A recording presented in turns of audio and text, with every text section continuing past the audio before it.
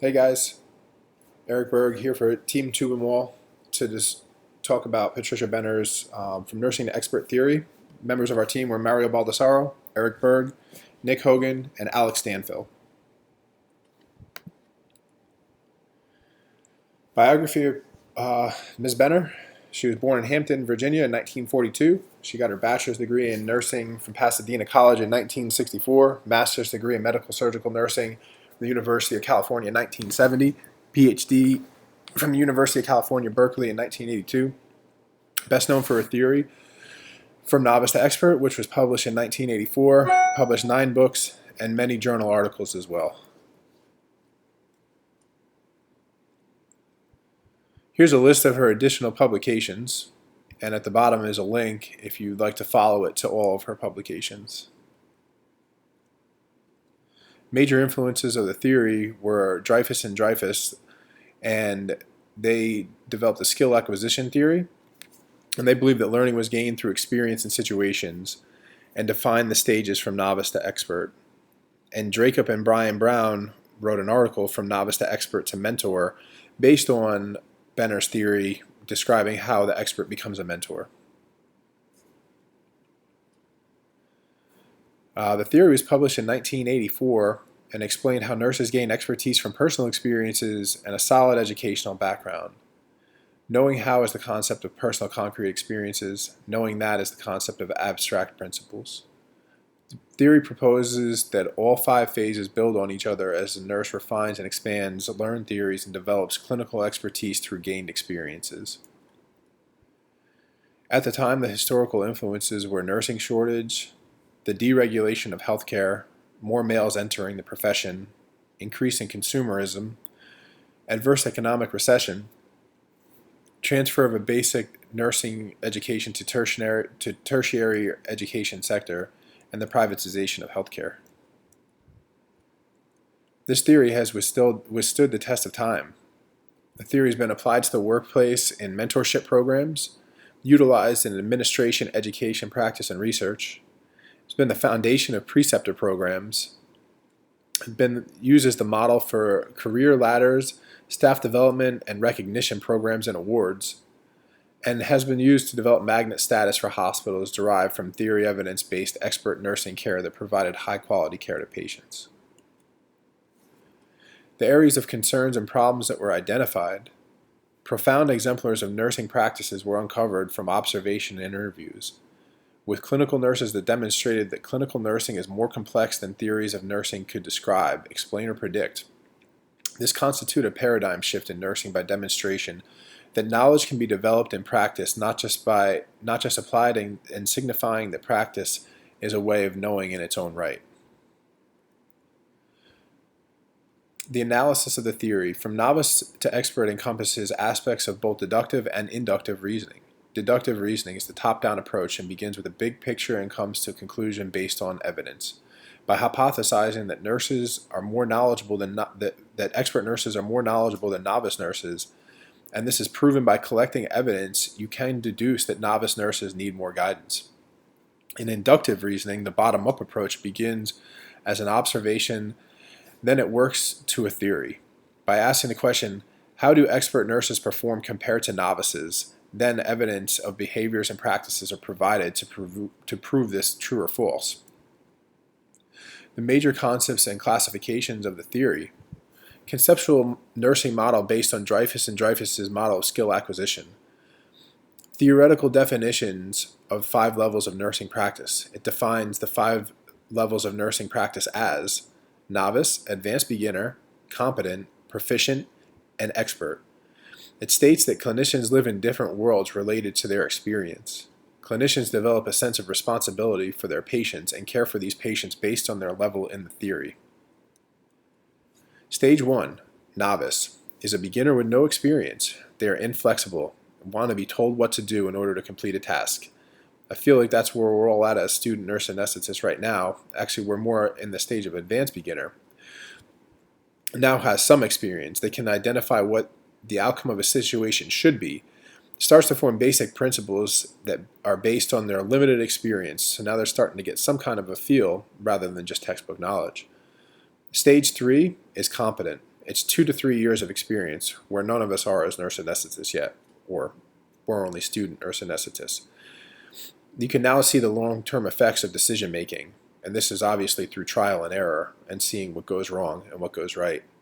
You're able to create a deliberate plan. Organization and efficiency of tasks have improved. You still lack prioritization, and you move slowly. Stage 4 is proficiency. Can now anticipate patient and clinical needs based on past experiences. You see the big picture of what's going on, sees the intricacy in situations. And stage 5, expert, no longer relies on rules to govern decision making, has extensive experience, relies on very developed sense of intuition, can now see the entire situation. Expert level prioritization, no hesitation in action, things move fluently, is able to analyze and problem solve when things go awry. Major concepts of the theory. As a practitioner moves from being a novice to an expert, they rely less on abstract textbook-like decisions, gravitating towards experience-based clinical decision making. The detached observer becomes the engaged doer. And here's a little diagram of the clinical ladder that you climb from becoming a novice to an expert, and you get to the top of the peak. Assumptions of the theory. Patricia Benner had the worldview that clinicians lived in different worlds depending on their level of practice. This allows a clinician to develop a sense of responsibility towards their patients in their unique worlds. Clinicians utilize different guides for taking actions. This shows that Benner held the worldview that neither novice nor expert was practicing in a wrong way, rather they were practicing being the best that their current stage would allow them to practice. As a clinician gained real-world knowledge through experience, he or she would begin to exhibit ingrained experience-based decisions rather than textbook knowledge. Patricia Benner's theory from novice to expert assumes that experience is a prerequisite to expertise. Expertise can't be obtained through scholarly education alone. Patricia Benner described this term as knowing that, which limit the nursing student to abstract constructs and theoretical explanations.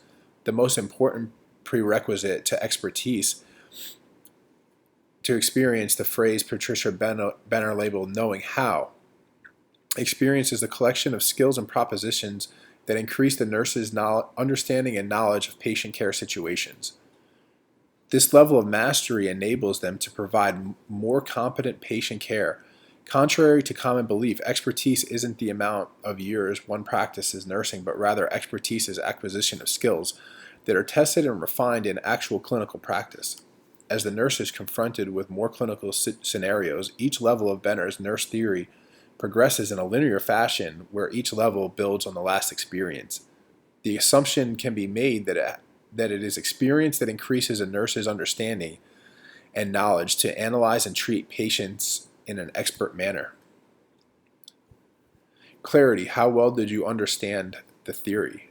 For us, it was very simple and straightforward for us to understand. Being critical care nurses, we were all exposed to this theory, being under the guidance of mentors in the critical care unit, as well as being part of clinical ladders.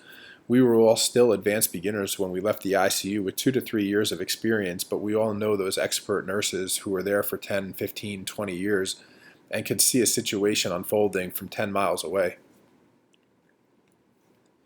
The meta paradigms explained.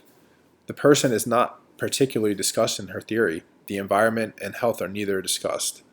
Nursing, the actions a nurse performs are defined by the 5 stages, beginning with novice and advancing to expert. This advancement of nursing is the heart of her theory. Logic, worldview, and translation.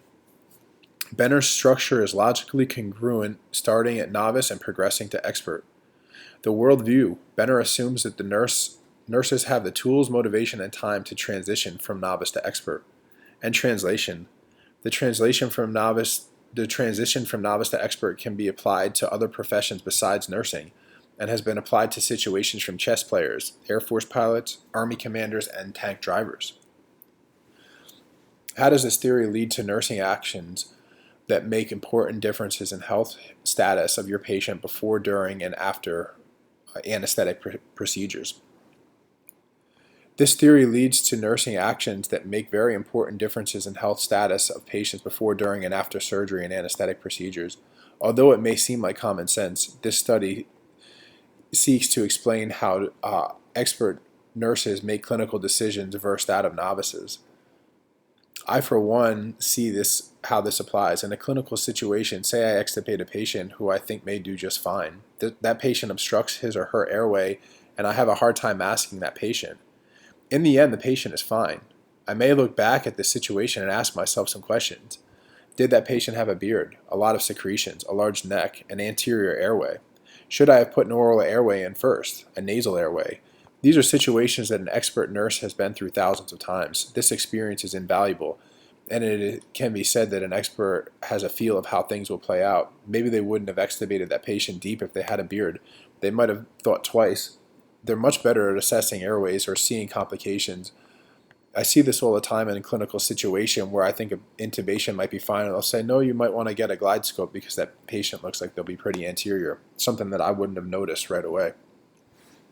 The theory from novice to expert is something that can be seen in the field of anesthesia on a day-to-day basis. We as students are novices in the field with a lot of theoretical and textbook knowledge in our brains. This can be seen almost daily as our preceptors correct a problem before it happens or catch a difficult airway from just looking at the patient across the room. It is our responsibility to seek out help and listen to the guidance of the more experienced practitioner when the situation calls for it. Describe how you can use this theory to describe, explain, predict, or control in your area of nursing.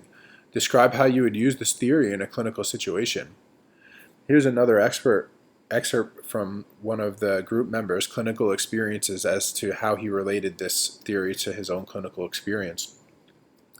Dr. Patricia Benner's nursing theory from novice to expert applies not only to basic nursing but to nurse anesthesia practice as well. Based on Dr. Benner's stages of clinical competence, nurse anesthesia students would be categorized as stage 1, the novice. A clinical example that comes to my mind is from one of my first weeks in clinical.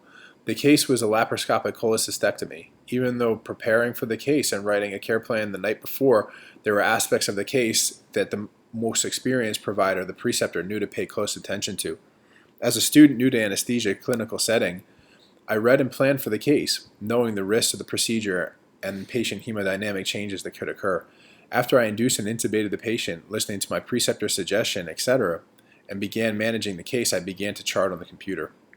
The patient was fairly healthy and young. These patients are most prone to bradycardia and asystole on CO2 insufflation of the abdominal cavity.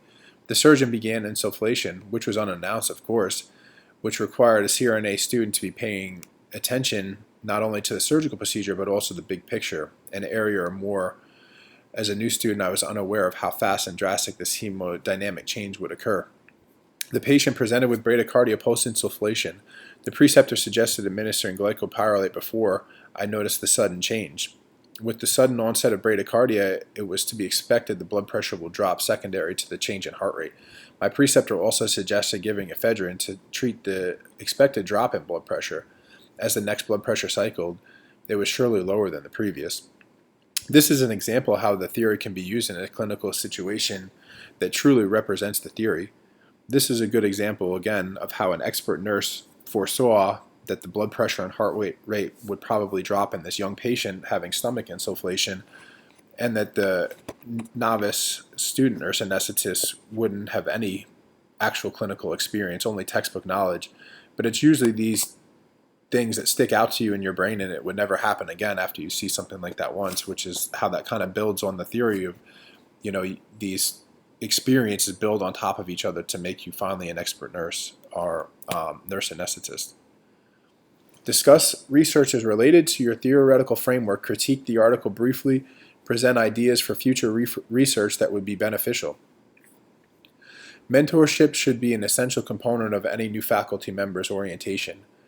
This very much relates to us as students in the nurse anesthesia program. In our program, we have the opportunity to mentor the freshman anesthesia students, and I know this helps them immensely. Although we are often expected as adult learners in a new role to hit the ground running, it is comforting knowing that there is literature supporting that this transition is universally anxiety-inducing. And this is from an article entitled From Expert Back to Novice, talking about how critical care nurses or expert nurses in general are being recruited for faculty and their perceptions as they begin this new role as a novice. And that's the end of the presentation, and here are some references. And we hope that you guys enjoyed learning about From Novice to Expert.